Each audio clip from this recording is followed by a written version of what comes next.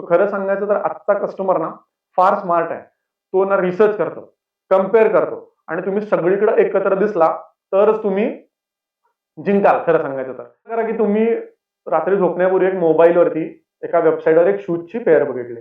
बऱ्याच वेळेला असं होतं की सकाळी उठल्यावर तीच शूजची ॲड तुम्हाला Facebookवर दिसते. Instagramवर त्याच शूजची एखादी रील दिसते. दुपारी ऑफिसला जाताना त्याच ब्रँडचा एखादा मेसेज येतो आणि मग संध्याकाळी तुम्ही त्या शोरूमच्या जवळून जाताना तुम्हाला एक 5% एक्स्ट्रा डिस्काउंटचं नोटिफिकेशन मिळून जातं. याला म्हणतात ओमनी चॅनल मार्केटिंग. ही गोष्ट कशी चालते? सो यासाठी या शब्दाचा ना अर्थ समजून घेऊ. ओमनी चॅनल मार्केटिंग म्हणजे काय? ओमनी म्हणजे लॅटिन भाषेत सर्व किंवा सगळीकडे, ज्याला आपण सर्वव्यापी असं म्हणतो, आणि चॅनल म्हणजे माध्यम. सो सगळ्या चॅनलवरती, सो जेव्हा एखादा ग्राहक तुमच्या ब्रँडशी सगळ्या माध्यमातून जोडला जातो, म्हणजे ऑफलाईन असो ऑनलाईन असो, सो त्याला मिळणारा अनुभव ना एकसारखा अखंड किंवा ज्याला आपण सीमलेस म्हणतो तो असतो. त्यावेळी त्याला ओमनी चॅनल मार्केटिंग असं म्हणतो. सो महत्वाचे चॅनल कुठले? सो फिजिकल स्टोअर हा एक तुमचा माध्यम झाला. दुसरं वेबसाईट आहे तुमची, ई कॉमर्स आहे, सो ते एक दुसरं झालं. तिसरं social media, Instagram, Facebook, YouTube, so other social media झाले. तुमचं मोबाईल ऍप आहे आणि बऱ्याच वेळेला SMS, ईमेल, व्हॉट्सअप थेट संपर्क करण्यासाठी ही पण माध्यम वापरले जाते. सो याला म्हणतात ओमनी चॅनल मार्केटिंग. मग एक कॉन्सेप्ट आपण विचार करू की ओमनी चॅनल आणि मल्टी चॅनल दिसायला तुम्ही सेम वाटतं, पण फरक काय?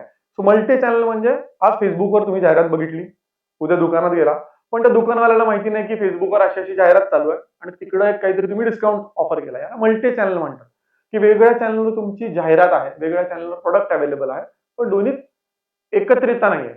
ओमनी चॅनल म्हणजे काय? की ग्राहकाने Facebookवर जी वस्तू ऍड टू कार्ट केली, WhatsAppवर त्याला त्याच प्रॉडक्टचा, त्याच किमतीचा एक रिमाइंडर गेला, दुकानात जाऊन वस्तू मागितली तर तिथेही तीच ऑफर होती. याला म्हणतात एकत्रित अनुभव. सो ओमनी चॅनलचे फायदे काय? तर कस्टमर रिटेन्शन चांगलं होतं, डेटा बेटर मिळतो तुम्हाला. तुम्हाला कळून जातं की कुठल्या चॅनलमधनं किती बिझनेस होतोय, काय येतोय आणि याच्यामुळे तुमचा सेल्स किंवा विक्री वाढण्यासाठी हेल्प होते. सो खरं सांगायचं तर खरा व्यापारी किंवा खरा बिझनेसमन तोच, की ग्राहकाच्या मनात आणि मोबाईलमध्ये एकाच वेळी घर करतो. तोच तुमचा खरा बिझनेसमन असतो. सो ओमनी चॅनल मार्केटिंग वापरणं आजकाल काळाची गरज आहे. कारण आजकाल फिजिकल स्टोअर बरोबर मोबाईल स्टोअर पण तितकंच गरजेचं झालं आहे.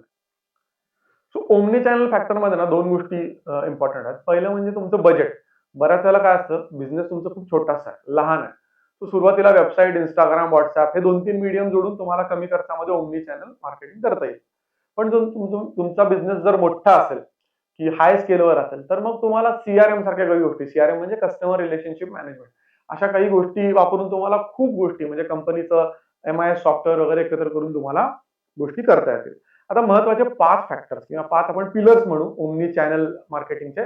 तर पहिलं म्हणजे कन्सिस्टन्सी पाहिजे. म्हणजे तुमचा लोगो पासून ऑफर वेबसाईटवर ती जी दिसते तीच दुकानात असावी. तीच तुमची सेल्स टीमने प्रमोट करावी. याला म्हणतात कन्सिस्टन्सी. दुसरं आहे पर्सनलायझेशन. ग्राहकाच्या आवडीनुसार त्याला तुम्ही मेसेज दाखवा. म्हणजे त्यांनी काल कुठल्यातरी ई कॉमर्स वेबसाईटवर एक साडी बघितली असेल, तर दुसऱ्या दिवशी सकाळी त्याला शर्टची जाहिरात दाखवण्यात किंवा शर्टचा SMS पाठवण्यात काहीच पॉइंट नाही. So personalisation.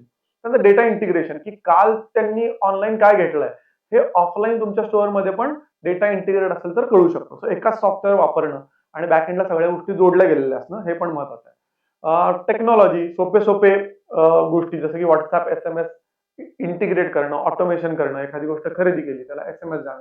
तर ह्या गोष्टी आहेत आणि कस्टमर सपोर्ट फायनली. अशा 4-5 गोष्टी तुम्ही एकत्र केल्या तर ओमनी चॅनल मार्केटिंग आपण जे बोलतोय ते अजून जास्त चांगल्या प्रकारे होऊ शकतं. सो खरं सांगायचं तर आजचा कस्टमर ना फार स्मार्ट आहे. तो ना रिसर्च करतो, कम्पेअर करतो आणि तुम्ही सगळीकडे एकत्र दिसला तरच तुम्ही जिंकाल खरं सांगायचं तर. नाहीतर मग तुमच्या गोष्टी प्रत्येक ठिकाणी वेगळ्या असतील तर त्याचा तुमच्या बिझनेसवर पण इम्पॅक्ट होऊ शकतो. सो आपण जे आता बरेच चॅनल बघितले ओमनी चॅनल, तर त्यातलं तुमचं फेव्हरेट चॅनल तुम्हाला कुठलं वाटलं किंवा आवडलं हे तुम्ही कळवू शकता. त्या चॅनलवरती आपण पुढच्या वेळी वेगळा व्हिडिओ बनवू शकतो.